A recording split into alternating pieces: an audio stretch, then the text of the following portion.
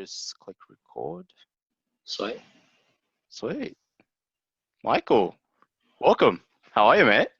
What's going on, Andrew? I'm well. How are you? It's nice to Sydney. Where are you at right now? Mate, I'm over in Manila, so if it's Yeah. nice in Sydney, I'm going to assume that means a little bit cold. It's pretty bloody hot here at the moment. It's 33. It was 31 when I woke up this morning. So, and locked down under Duterte, which is always interesting. You just don't know what that guy's going to do next. So Exactly. Wait, can you get out of your apartment at this current time, or can you go grocery shopping, or just like walk down the street, or is that like that's just a no right now?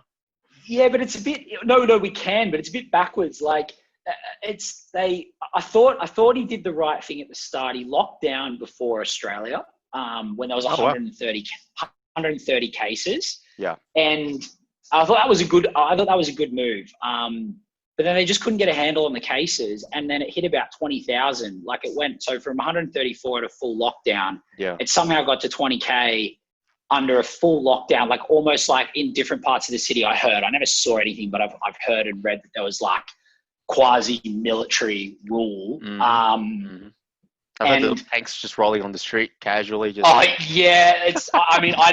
have not seen a tank rolling on a street, so yep. I can't comment to the rest of to other parts of Manila. But yeah, and then they decided they could clearly see the cases were still going up, and they probably weren't even testing enough, so it probably was exponentially rising. And then they decided to reduce the lockdown to what's called a general community quarantine, which has really opened things back up. And that I thought was probably if they couldn't get a handle of it with a full lockdown, I think they.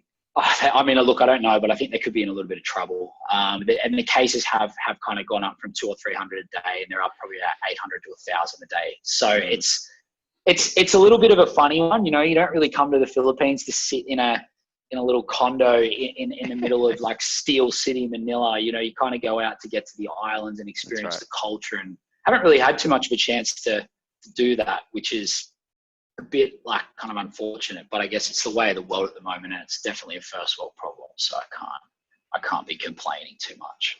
Yeah. Well, that brings me to my next point. Why are you in Manila at this current time? Why not in Australia or anywhere else in the world? I'm running a startup. So at the moment I'm running a travel startup. There we go. You couldn't make this up. You could not make it up. Did it start before COVID or? Yeah, it started. Yeah. It's not mine, so I'm the VP and kind of the first key hire of the company.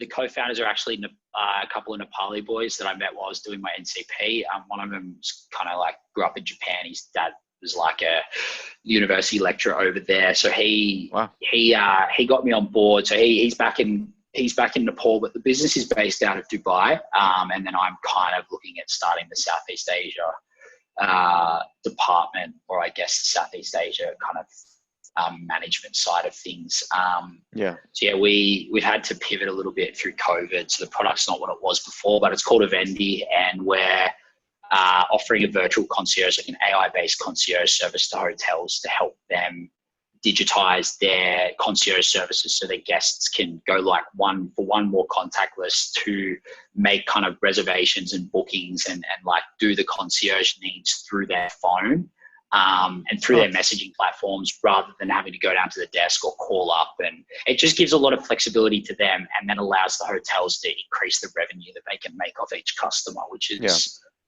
is really important post-COVID, because the tourism fight back is going to be slow, and there's going to be less people moving around. So the more money that a business can generate out of the customers that they do have is going to be really important in the next couple of years. So that's kind of why we pivoted to that model. There's a lot more to it, but that's a very simple explanation of Avendi.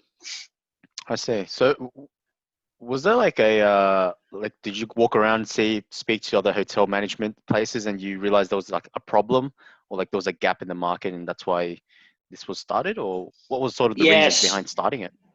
So the initial concept was B2C, business to consumer. And so that problem, that was one that the boys were working on even before I got there. We were actually a part of Interlock, which is the Emirates Group's travel accelerator. So they choose 8 to 10 startups every year to go through their startup incubator, sorry, not accelerator. And then the boys went through that with this idea.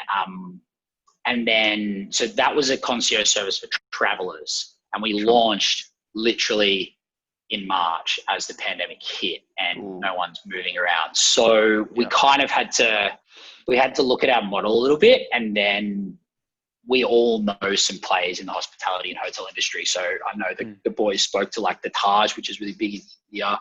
I had a chat to QT in Sydney, and a couple of others, and then the guys know someone from Marriott, Hyatt. So we spoke to a few of the bigger players and came up with a product that we could see a clear pain point for. It's a solution that all the big hotel chains are already working on themselves, but the feedback was that by developing a solution like this, we could really hit into the independent hotel market. So that's kind of where we're at now. I'm actually prepping a contract for our first client at the moment, so fingers crossed that get through the door. So yeah man, so it's been really interesting. Like, it's been a really challenging time, but we've actually came out of it with a better product for a better market, and something that really, like, we're sure we've got product market fit with and people want. So it's been a little bit of like pressure turns, kind of rocks to diamonds sort of thing. Yeah. It's been tough, but it's been good. And have you, speaking to all these hotel chains and just, I guess, monitoring the tourism industry itself, how do you see a post-COVID world sort of assimilating and sort of transitioning into tourism, and how it was back like before all of this happening? It's going to be different for sure. Part of my job at the moment is just adding just about every general manager of a hotel and every director of sales and marketing at a hotel onto LinkedIn at the moment. So I'm currently getting like my LinkedIn feed is full of kind of the hotel updates. I've been sitting in on conferences and stuff like that.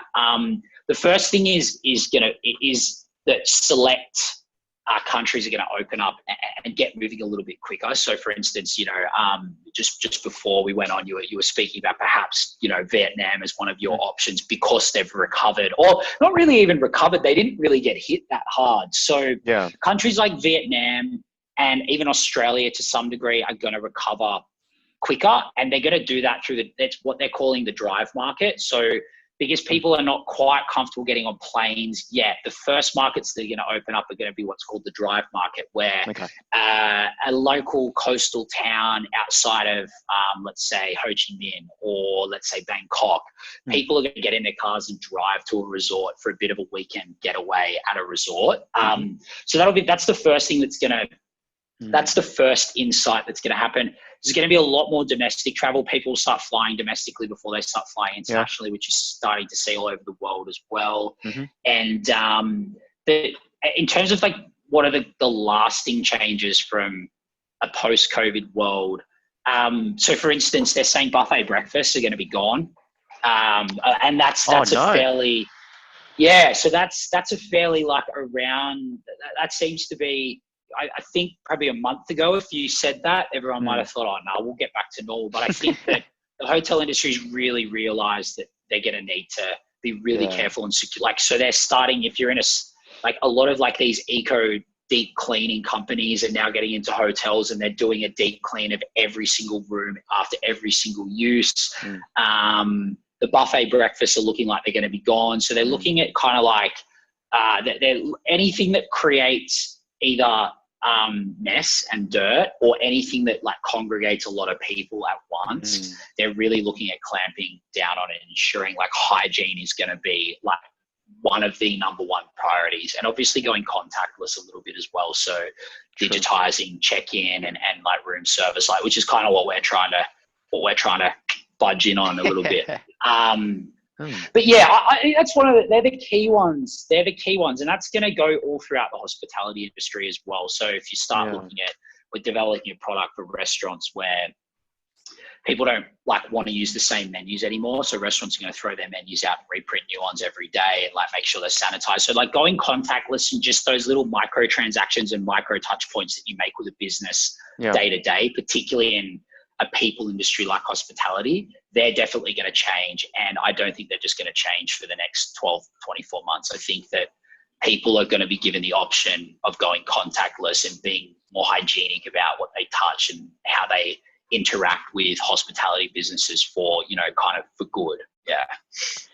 Yeah, that actually brings up an interesting point. When I was in China, I think it was 2 years ago, you could basically do everything on the WeChat app.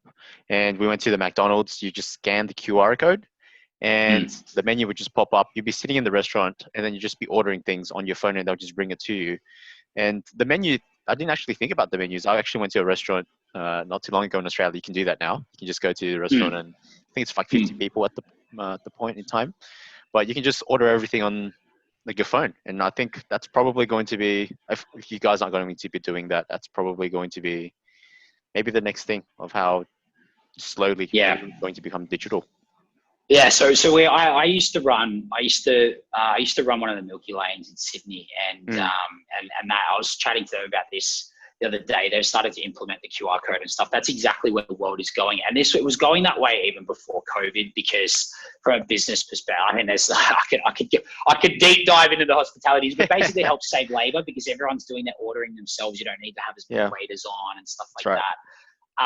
So yeah, we're kind of looking at being the pioneers for that in the restaurant space in Southeast Asia and Asia as well. Obviously not China, but getting into in kind of Southeast Asia, Middle East, where we're looking at doing that. But the primary focus is on hotels. But yeah, exactly, you're right. Like that WeChat idea of taking everything and putting it on, like they have got such an incredible business. Like it's quite scary how dominant WeChat are, but it's because they saw the future. Like they got this down pat, like before anyone else was even thinking about it. Yeah.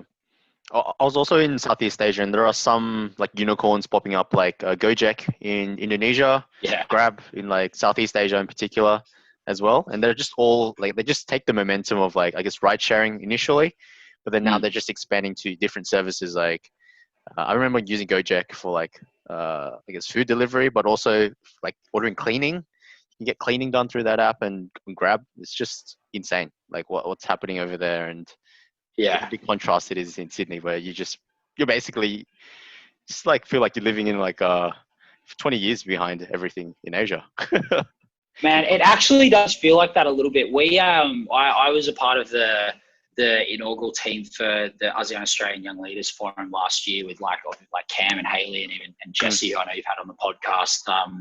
Like they were a part of that team as well. And we did that in Tokopedia's offices. And that's one of the big e-commerce stores that big e-commerce platforms in Indonesia. Yeah. Oh my God, man, their office, like we all walked in and like, you've got 40 incredible delegates, 20 from Australia, 20 from Southeast Asia, everyone. Yeah. And like, obviously a lot of the people who have worked on ASIP and ALIF.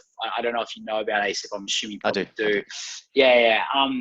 Like, we're all probably, most of us at NCP, and like just walking in this building, everyone was like, oh my God. I just couldn't believe it. Like, unbelievable. And I think they're a unicorn. I think they've got over a $1 billion value. Yeah. And we had a panel at ALIF about this and about like the kind of monopolization of like what Grab is doing in Indonesia is and I guess it's, starting to get people paying their government bills and stuff like that. It's a really interesting space, like economically, morally, ethically, like it's almost a dilemma that they've got, like looking at how that's gonna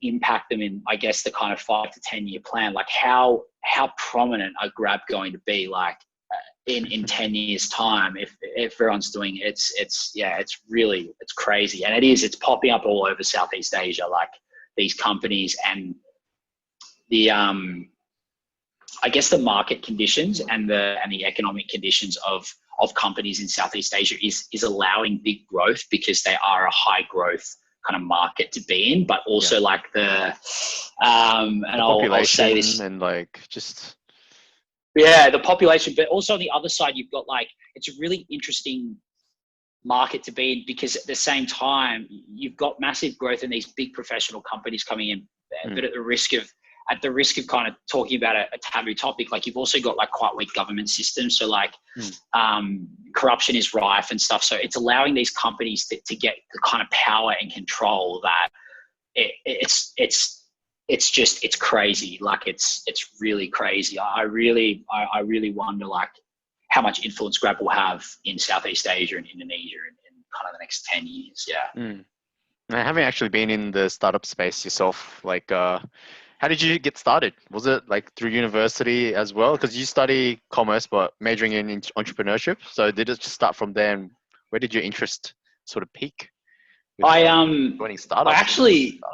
I had a really good mate of mine who kind of he's kind of a bit like my older brother, and Chris, his name was. And when I was quite young, like before I even went to uni, I took a couple of years off and, you know, did stupid things after school and ended up going to uni as a bit of mature age at about 22, I think. So I had a friend who became a really close friend of mine, almost like I said, like almost like an older brother. And he was running a startup in the music industry as a platform for venues to hire DJs and bands and things like that. So like kind of thinking like a Craigslist for venues to come and hire their bands and pay for them through that, and kind of trying to democratize the music industry a bit. And he brought me on as an intern. It was kind of my first job when I moved from the Central Coast to Sydney, and that was really fun. I really enjoyed it, and that was what piqued my interest in startups. That was even before I'd studied. I became a PT, and I was also running like my small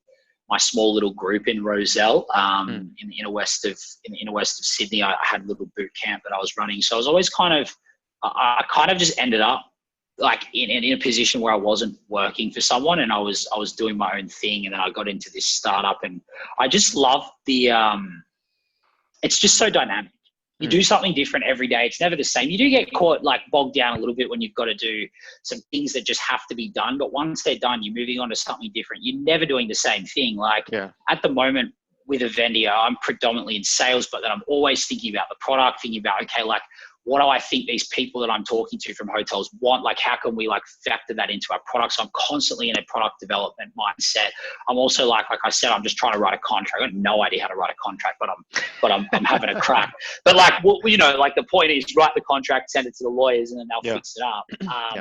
And then then I'm onboarding a team member who's like an ex kind of like resort manager with 4 seasons, and he's got 25 years experience. So all of a sudden I'm talking to this guy who's a real expert. Like just the ability to learn and the ability to just mix things up every day is unparalleled. And I just love that. Like I get a bit bored if I do the same thing all the time. And I guess also I'm a bit of like a design your life kind of guy. I've kind of lived in different parts of the world, a bit of a digital nomad. So I love the ability to have a role that allows me to move around and have a little bit of freedom, like live out of a backpack style thing.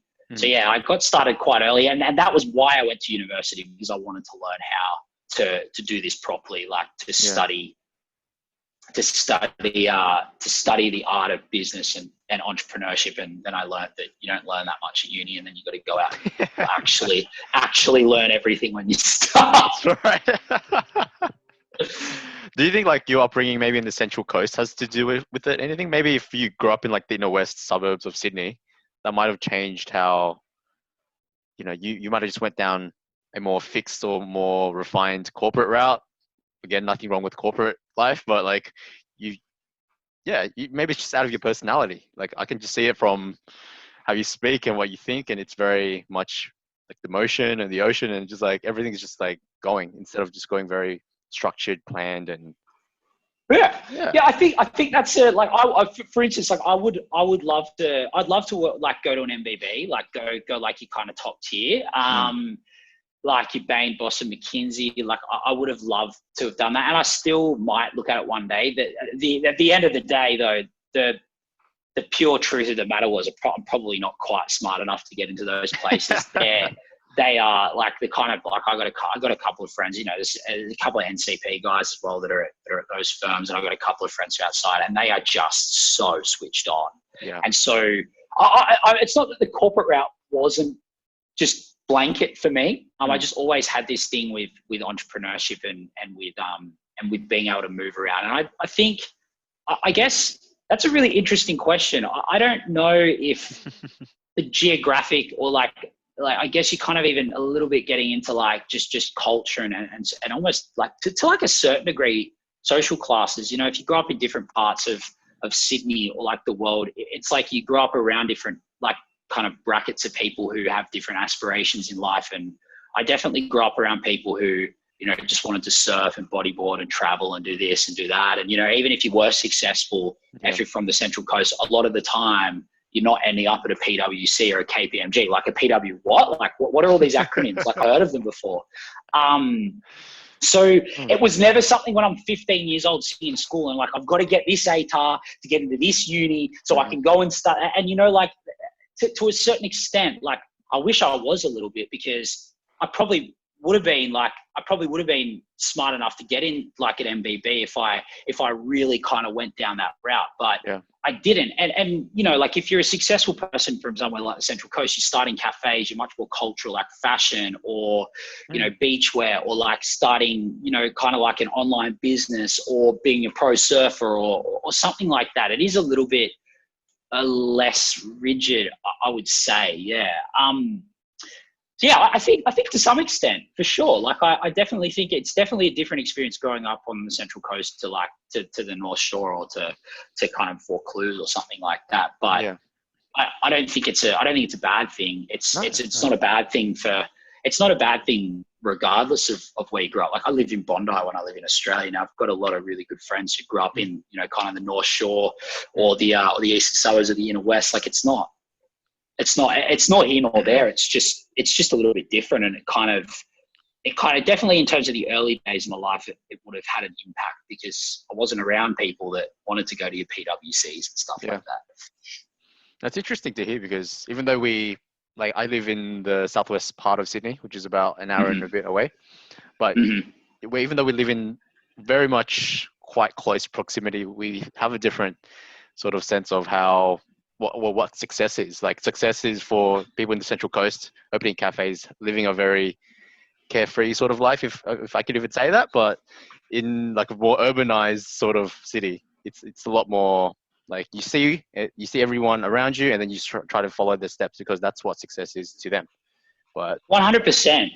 And I, you know, I kind of, because I only just graduated, just so you know, I only graduated last year. It took me a while because I did a lot of stuff in between. But you know, once I got the NCP scholarship and I started hanging out with, and I love like some of my best friends are NCPers now. It's an incredible program, and the luxury, like, well, not the luxury, but the opportunity that I've been given, particularly like we've just been talking about as a kid from the Central Coast. Like I didn't get a great ATAR. Like I've had a really, really interesting journey to get where I've gotten to, and to be given an opportunity by a scholarship like the NCP to go and live in a place like Nepal, like unbelievable. And the people that I know through the NCP scholarship are just some of the most incredibly talented, incredibly empathic, incredibly like just genuine people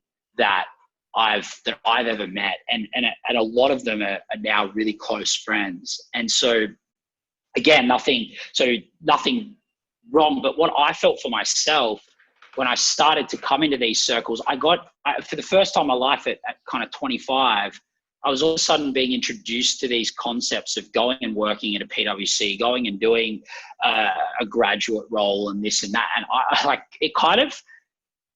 I went through a little bit of an identity crisis for a little bit, probably about 12, 18 months ago. Yeah. And I just started to think that that's the way I need to go. I need to go down this corporate route. I need to do this and I need to do that. And I need security. I started thinking, I just need security, like a nice salary, et cetera, you know, start to put all the pieces together, build myself up over 20 years. You know, and it's just the way it is in more urbanized areas, except for your, like the odd kind of like entrepreneur or this or that. But that was a really interesting experience for me. And I was applying for grad role. Actually, I got to the last round of DFAT and stuff, and DFAT would have been an amazing job. I didn't get it. I would have taken it if I did. But and then one of my mates from Nepal buzzed me, and this role was kind of right there for me. And I was glad that it came, because it kind of got me back on the path and made me remember who I was, and that even though I'm a part of this thing of NCP, one of the values that I think I bring and I brought to the table, and the reason I got to the scholarship was because I was a bit different, and my path has been a bit different. And so like homogenizing myself into being like everyone else, which is, no one else is really that similar in NCP either. Like it's a pretty diverse crowd, but I started to feel the pressure. And I think for myself, and even for everyone that knows me, I think that, like, just to wrap that all up. I think that geographic location does make an impact, and the interesting insight that I've had that since I've come into Sydney and started mingling with people, it was just because I have to remember who I am, and kind of remember to stay true to myself, and remember that, you know, I don't need to be like everyone else for everyone else to like me, and all that kind of like positive mindset stuff. Yeah, because I'm going through that right now, because I'm going to be graduating end of this year, and a lot of the grad roles or just the employment prospects aren't looking that great, and my original plans were just really upended ever since COVID. And just being a part of the NCP community now, I guess I can't help it but compare myself to other NCPs as well, in some ways, as like what they've achieved, what they're currently doing. I think your point of like staying true to yourself and understanding who you are really got you to your scholarship, but also everything else that you've been able to accomplish, I think is really good advice, because, well, that's how I got my scholarship. And I think that's really a big factor of how I've been able to achieve what I have, academically, but also professionally. So yeah, I think that's what I'm struggling right now as well. Yeah. it is intimidating. It can be like some of the guys, like some of the things that like the alum guys are doing is just unbelievable. And it's really like, it's really hard to look at the success that, like, it can be like, I mean, of course, like there's no animosity or anything like that, but like just from like a personal mental health perspective, it really pays for me to just remember, like, hey, like there's a reason that you're here, and there's a reason that like you're kind of in this community. And like, I remember when I went to Canberra, I've always struggled with mental health. It's always been a real battle for me. And I guess like self-belief. And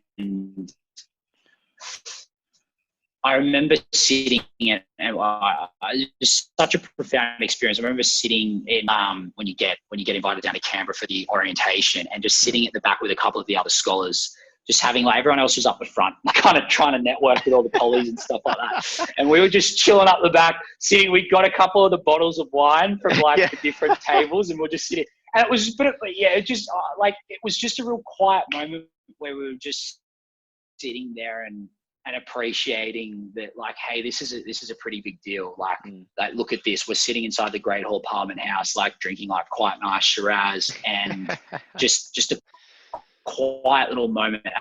I remember saying to the boys, like, man, like, it really pays to remember for me that in those moments when I see everyone doing so well, because really, like, being around people like that is always only ever going to get me up and help me achieve what I want to achieve in life. And it doesn't mean I need to be like everyone else. It just means that it helps me. It gives me energy to motivate me to kind of go further in what I want to do. And just remembering that, you know, like, you deserve a seat at the table. You deserve to be here with all these incredible people. And it's not something to feel intimidated by or something like that. It's really important. I think that's a real thing. And maybe we don't talk about it enough, but that's a real thing that happened to me, like quite intensely, like feeling like I'm not good enough as a part of the cohort. Yeah. So I guess a little bit of an abstract question before I ask you about your NCP experience. But like, what does, like, at this point in time, let's say like 10 years ago compared to the Michael now, like, what does success mean to you? Like, what is success to you now? As different to 10 years ago. Mate, you don't even want to know what I was like 10 years ago. Like it is not a pretty sight, you know. Like I was a bit of a party boy, and you know, I didn't really have a great deal of aspirations for life back then. So it is completely different, you know, absolutely. Like it is literally chalk and cheese. It's I'm in a completely different dimension to when I was 18. You know, if you go and ask my mates from school, like, please don't go and ask my mates from school. It's I would not even say I had a notion of success back then. It was literally just to like see how late I could get home on a Friday night, or if I could like make it through the weekend. Yeah. Like it's very different. As to now, like there's a couple of dimensions that are really important to me. You know, I try and look at life on the different dimensions of one's kind of character, if you would have it that way. So I guess there's like financial, career, family, you know, in terms of like a relationship when it gets to that point. Like spiritually, there's a lot of factors which come into being like successful, and everyone's going to have different ideas of what those successes mean in different categories of things. For me personally, I think probably the most important one for me is a spiritual connection. I've been meditating for about probably 8 years now. Since I was about 20, and I've kind of completed a Vipassana. I went to Nepal. Like I've done like a fair bit of meditation and work on the self and what the self is and isn't, and things like that. And so it's really a difficult one to stay grounded in when, you know, you're running a startup and it's very adrenalized, but I really try and stay quite connected to what is inside, and therefore like kind of what's going on around me as well. That's really important to me. I think, you know, when I'm 80 and dying, if I look back on my life, it's not going to be the money that I made. It's definitely going to be the connections that I make with other people and the relationships that I have. It's not even really going to be my career, except for perhaps like the impact that I might have been able to have positively on the world. But the number one thing is for me, you know, having a really solid understanding of kind of what life is. And for me, that allows me to connect with other people more profoundly, because at the end of the day, it's getting a bit woo-woo, but like I think everyone's all part of the one thing. And so the more in tune I am with that, the better I am at interacting with the world and people around me. So that for me, that's success, funnily enough. Yeah, I don't think I've delved deep enough into the spiritual, the meditation part of things as much as you have. I've gotten into meditation in the last 2 years, and like the first time I did it, like it was like a 10-minute meditation, and that just changed me. It just changed me some ways, and I'm just still trying to look for ways to get back to that state, but it hasn't been the same. I think it was just like, maybe it's like a big shift, but now it's just maybe all the sort of, not the same, but the feeling is just very much more toned down and very the same, but it's great. Yeah. The first time you go in, you don't have any expectation, right? And so that's right. With no expectation, you kind of let your mind go. But then once you experience something, you feel like the next time you go back, you have to experience that again. That's right. Or not. Like the word equanimity is really important. Like you don't judge an experience. You know, good or bad are relative concepts, and it's really only once you decide that something's good or bad that it becomes good or bad. And so the idea is to not judge an experience that you're having, and that can be incredibly difficult and pretty much goes against the way that we're taught to look at the world. I struggle with it. I get exactly the same. I've had the I've had the exact same issue with my meditation in the last couple of weeks, like fairly turbulent life situation at the moment and just not feeling like I'm resting. Yeah. But yeah, man, it's an incredible practice, even if not for a spiritual reason, but just in terms of mindfulness, the ability to focus and the ability to, I guess, tell, like, one of the most interesting things I've ever read about it was like our minds tend to run us, not we running our minds. The mind is a really great tool to be used by us when we need to put it into practice. But for instance, if you're trying to sit there, chill out, or have like a genuine conversation with a friend or with a partner, and you're sitting there and you're just thinking about the next thing you're going to say, or you're thinking about something else, like you're not present, and the mind is not useful at that point in time. So training your mind or training yourself to take control of your mind and put it away when it needs to put away. Like it's not just a woo-woo spiritual thing. Like there's like a lot of good reasons for meditating. So I like, that'll be my thing. Once I'm a successful startup, like once I manage to like nail the startup and like make some money, like I'm just going to run around the world and like tell everyone to meditate. It's kind of my jam. So yeah. We can start that now. So how did you get into meditation, and like how did that, or going to Nepal, sort of facilitate that for you? Well, I started about 8 years ago, as I said, and it was just through like one of my therapists. Like he was I got recommended to him by a friend. He's probably the most interesting out there therapist that you could ever have. Like he'd been to India and stuff like that, and he was a pretty woke dude, but not woke in the sense that you think of woke these days. Like this was before meditation was cool. Now people like creating brands for themselves around how woke they are and trying to like, tell everyone that they're so like, da, da, da. And then the next thing they know, they're trying to sell you a meditation course. Like I literally it just happened yesterday. Like I'm on these digital nomad groups and like someone put a post up and in the community saying, what are you struggling with at the moment? I said, one of the things I'm struggling with is being calm and sitting into meditation when I'm so stressed with the startup and stuff like that. And someone tried to sell me a practice. I'm like, it's just like, man, I don't, and it was trying to sell me like this practice and telling me like it's better than all other types of meditation and stuff. And I just thought, man, if you think the best way you're going to sell me a meditation practice is to come in and on all other meditation practices, which I'm doing, I don't think I want what you've got. Like and so it's like anyway, so my therapist was not really like that. He's a really quiet guy. He didn't go out and like promote himself and stuff. It's all word of mouth. And he's a really kind of like level guy. And he showed me how to meditate, not properly, because there's no proper way of meditation, but he showed me a really useful way of learning for a beginner, which is essentially to put in earplugs and then when you breathe, because you can't hear anything outside, it amplifies the sound of your breath inside. And so it's much easier to focus on. And and if you breathe, there's certain ways you can breathe and it makes it louder.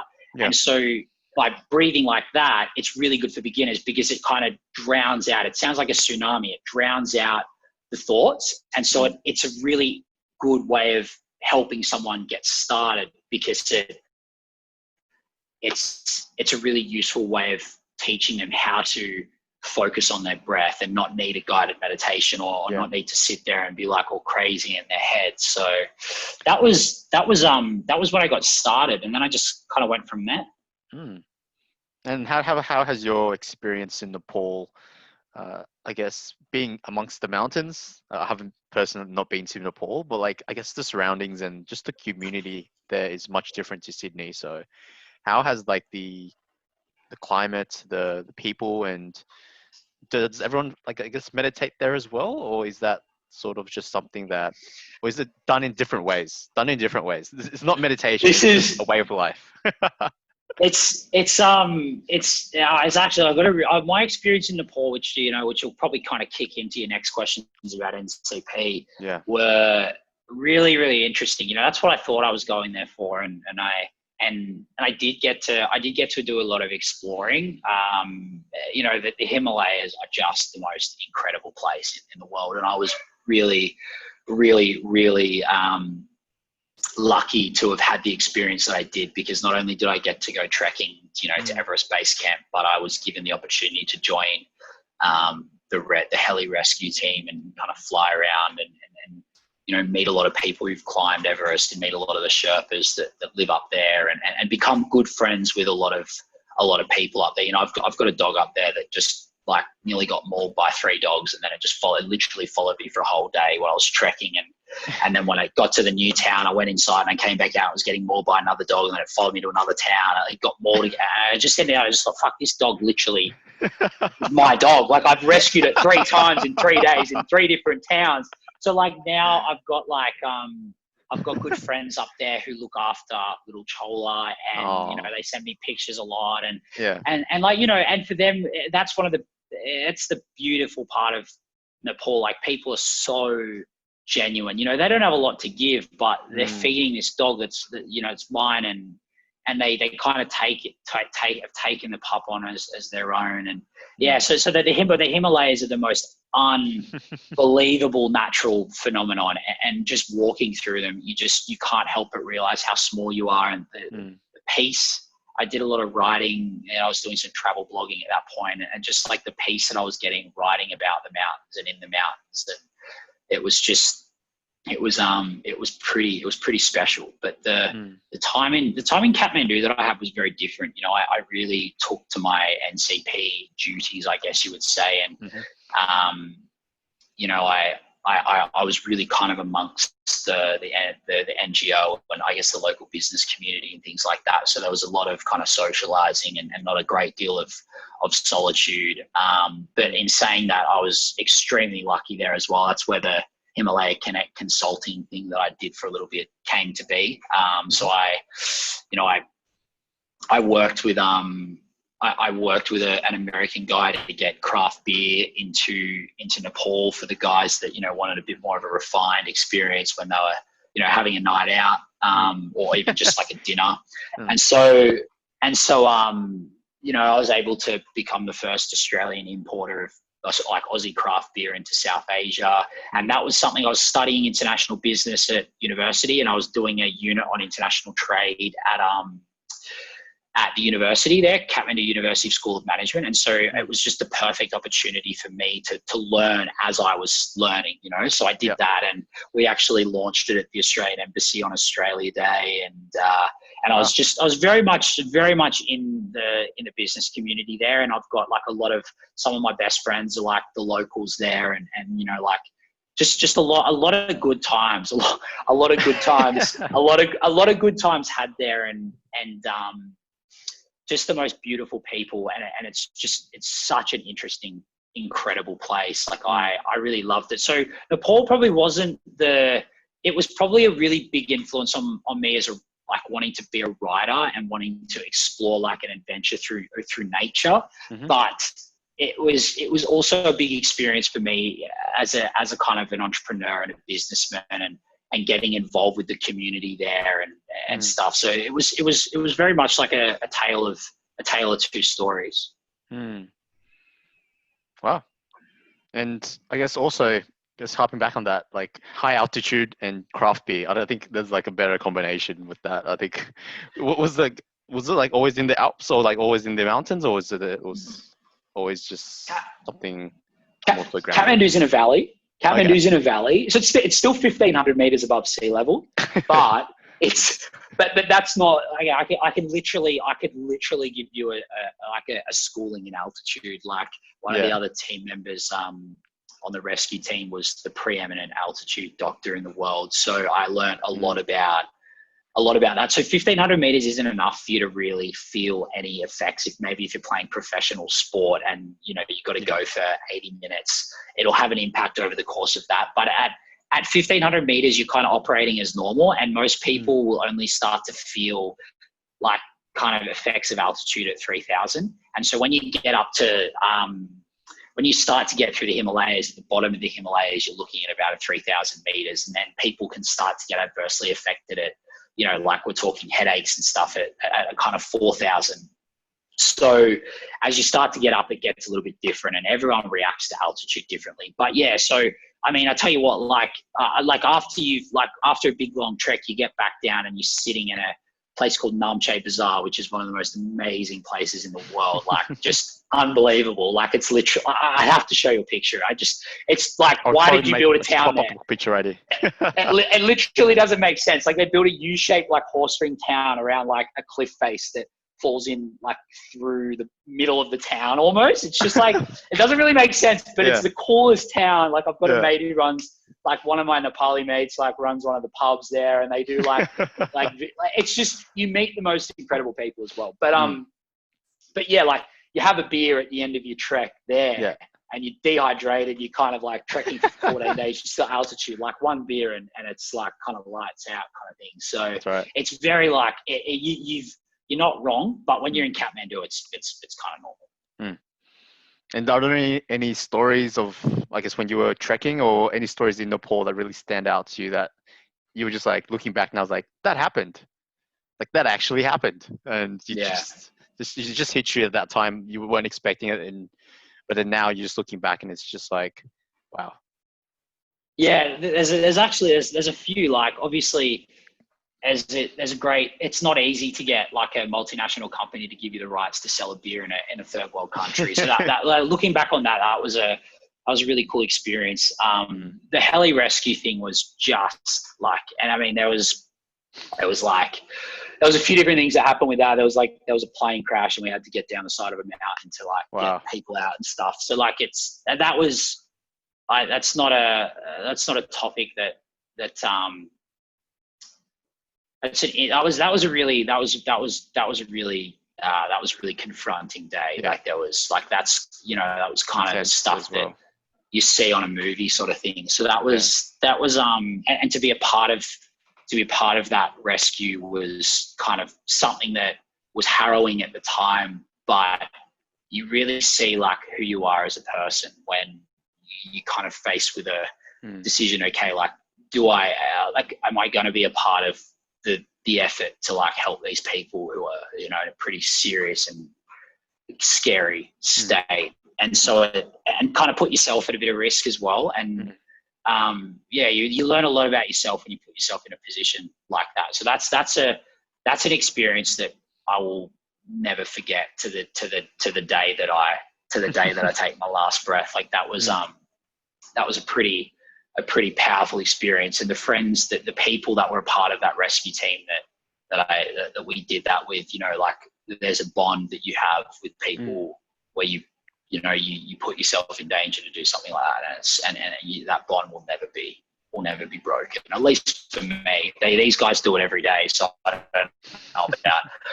don't know about them. They're that wasn't the first kind of plane crash or serious rescue that a couple of my friends there have done. So it might be different for them, but for me, like, that experience will like bond me to them for life. So that was pretty incredible. There was a lot of incredible experiences in Nepal, but that was the one that was like holes. That was intense. Would you say then, because, well, I'm very much addicted to travel, and I think you are as well. So do you think that just traveling and just going through such foreign experiences and just going through things that you don't expect with people that you are with, or unexpectedly with, like friend groups or just people who are around you, like, it builds a certain amount of like connection, for lack of a better word, but it's something that traveling gives you, that as opposed to going to work here in Sydney, catching the train into the city, doing your hours, maybe going after work to have a drink at the pub or going for dinner and then just going back. But I think maybe traveling is something that is just, it really shocks your system and shocks your perspective of reality so much that I guess that's what makes us come back to it as much as we can. And that's sort of what really gives us the reason why to travel.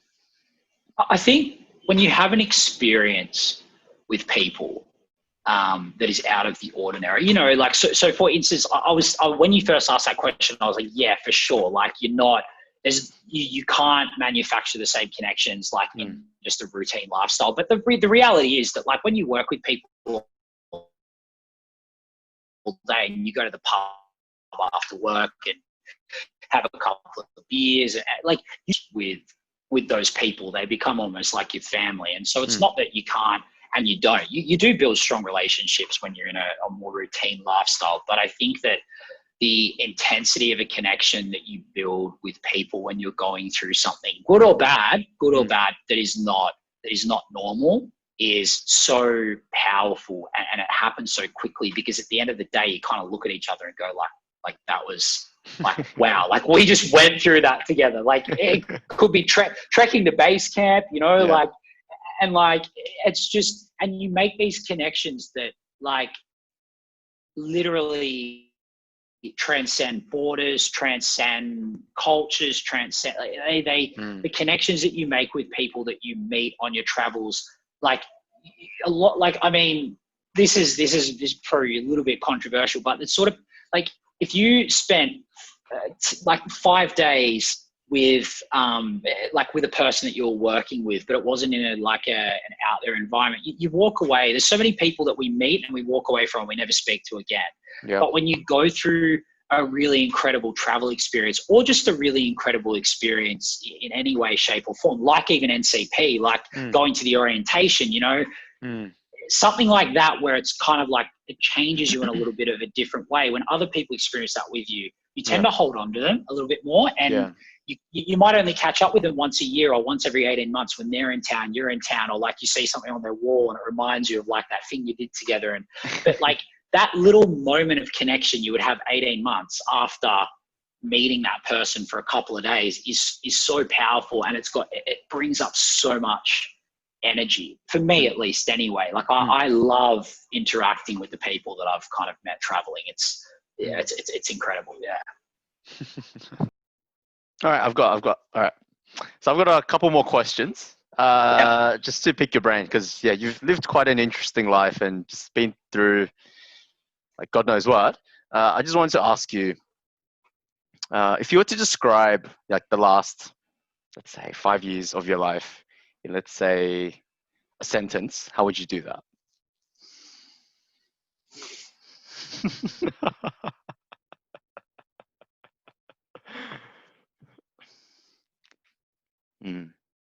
I gotta think about this for a second. Yeah. I think because I ask this because I've done quite a lot of traveling in the last 2 years, and only when I was like writing, like, I guess putting down my thoughts or just looking through the photos and the videos, I don't actually grasp how much I've actually done, how many people I've met, the places I've been to, the things how much you've changed, how much I've changed. And I think point of reflection is always great. I think people always harp on like journaling. Journaling's the thing to go, or vlogging. Like, I've tried to vlog, but it's sometimes not for me. But it's always nice to see, looking back at vlog videos of how I was 5-10 years ago, and just seeing myself then. So I think just trying to sum up everything in a sentence for yourself, I know it's very hard, but you can take it in any direction you want, any direction. And just to, I guess, give you a bit of time just to reflect on things as well. That's why I asked that question.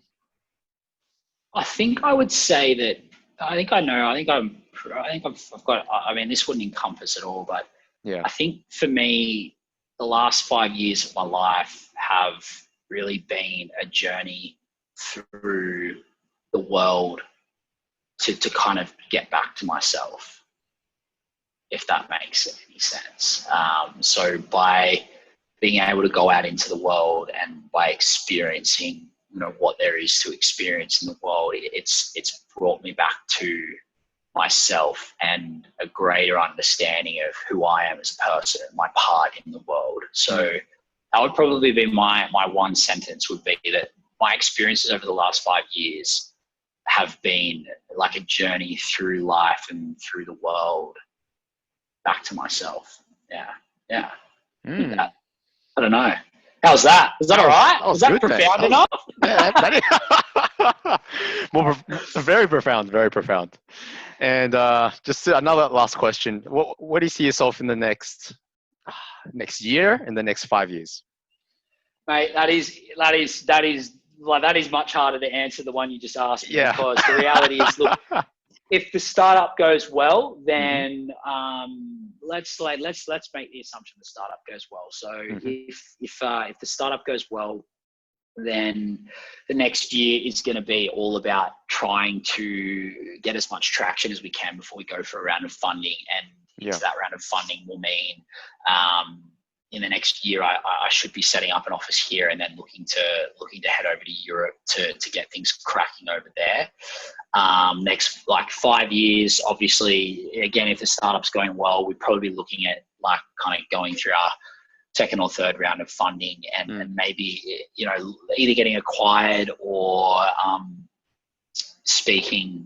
talking about an IPO. So very much the next 5 years of my life will be kind of dedicated towards Avendi and making it work. If it doesn't work out, then I think I'm in the same position as you. It's been really difficult. I did apply for some grad roles, but nothing came up because of the nature of where we're at. So it's going to really be back to the drawing board and working out, okay, this didn't work out. You had a real crack at your entrepreneurial dreams.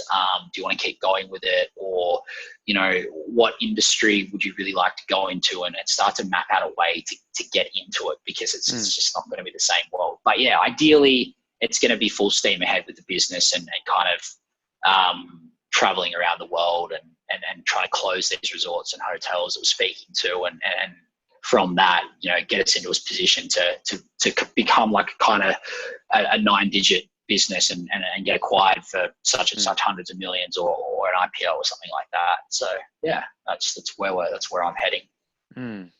Awesome. All right. Well, I'm looking forward to it. I look forward to all the hotels opening up as well in the resort. So do I. Yes, I can't wait. Well, thanks, Mike. I hope I've made you think a little bit of reflect on your experiences, and had some. It was good. Yeah. Well, thanks for joining me, mate, and I hope to speak to you soon. All the best with your business and everything in Manila. Thanks, Andrew. Thanks for having me on. And this is a wonderful little initiative that you're running, and it's good to see that you're contributing to the NCP community, even though your program has been I guess dashed for now. It's really nice to see people like yourself being proactive with initiatives like this. So yeah, well done, man. It was a pleasure to kind of come on and have a chat with you. Thanks for reaching out, mate. All the best. Cheers, mate.